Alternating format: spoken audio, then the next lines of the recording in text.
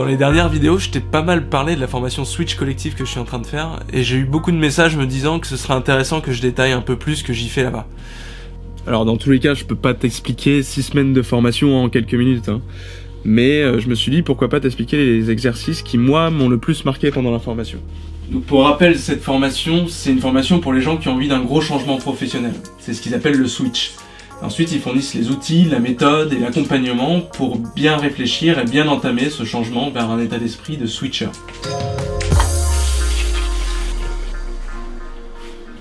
Toute la première partie de la formation, elle est pas mal orientée autour de problématiques d'introspection. Parce que comme je t'expliquais dans une des précédentes vidéos, avant de pouvoir réfléchir à tes évolutions de projet professionnel, il est hyper important de bien te connaître et bien te comprendre. Et là-dessus, il y a 2 exercices en particulier que moi j'ai beaucoup aimé, dont j'ai envie de te parler aujourd'hui. Alors le premier exercice, c'est les tests de personnalité MBTI. Alors tu dois sûrement connaître, tu sais, c'est un questionnaire d'à peu près 10 minutes qui permet d'évaluer ta personnalité selon 4 grands traits de caractère. Chaque trait de caractère a 2 lettres possibles. Donc tu as par exemple, est-ce que tu es introverti ou extroverti, I ou E.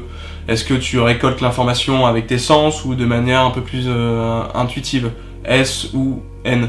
Et après t'as F, T pour feeling, thinking, enfin t'as 4 fois 2 lettres comme ça, ce qui fait 16 types de personnalités. Ça paraît un peu formalisant comme ça de classifier les personnalités en 16 typologies, mais finalement le résultat bien souvent fait ressortir des choses qui sont bien en accord avec ta personnalité et même celle de mes potes. Donc voilà, ça c'était un premier exercice que j'ai beaucoup aimé. Si ça t'intéresse, je te mets en description juste en dessous là le lien vers un site qui te permet de faire ce test et de voir les résultats, et c'est vachement intéressant.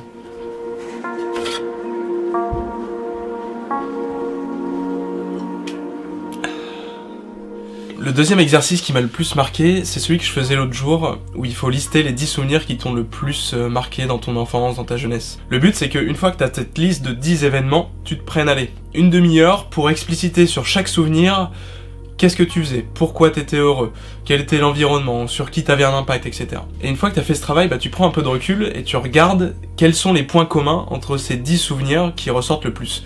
Et tu verras que le plus souvent, il y a quelques points qui vont revenir très régulièrement. Et c'est là où c'est vachement intéressant de voir, voilà, ça me fait vibrer, c'est important pour moi. Et après, il y a quelque chose d'intéressant aussi sur ces 2 exercices, c'est d'en discuter avec d'autres personnes. Et ça, c'est un point vachement fort de la formation, tu vois, c'est Switch collective. On est 50 personnes et on échange beaucoup avec tous les participants. Ce qui est vachement intéressant, c'est du coup d'exprimer tes souvenirs, ton profil de personnalité, et d'avoir le point de vue des personnes par rapport à ce que tu exprimes, par rapport à ce qu'elles ressentent vis-à-vis de toi. Et ça, c'est hyper intéressant pour mieux comprendre qui t'es toi par rapport à toi, mais aussi toi par rapport aux autres. Voilà, c'est tout pour cet épisode, j'espère que ça t'a plu et que c'était instructif. En tout cas, pour moi, ça a été vraiment 2 exercices qui ont été pas révélateurs, mais qui ont vraiment permis d'exprimer, de mettre des mots sur des ressentis que j'avais depuis longtemps. Et maintenant, je suis très au clair sur, je suis comme ça, et ça me permet, quand je réfléchis à mes projets, de me dire, oui, ça, cette facette du projet, je sais que c'est en accord avec moi, je peux y aller, et j'ai pas peur de foncer et de m'engager dans ce que je fais. Donc voilà, j'espère que ça peut te servir. En tout cas, l'aventure continue. Si tu veux suivre, n'oublie pas de t'abonner, like, partage avec toutes les personnes qui peuvent être intéressées par cette aventure. Et d'ici là, moi je te dis à la prochaine vidéo. Allez, ciao!